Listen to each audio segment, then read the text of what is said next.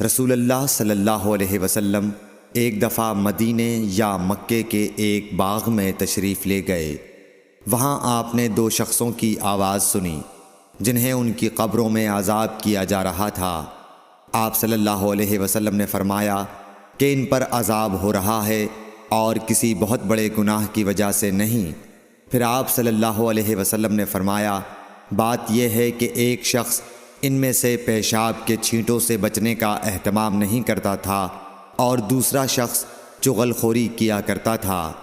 پھر آپ صلی اللہ علیہ وسلم نے کھجور کی ایک ڈالی منگوائی اور اس کو توڑ کر دو ٹکڑے کیا اور ان میں سے ایک ایک ٹکڑا ہر ایک کی قبر پر رکھ دیا۔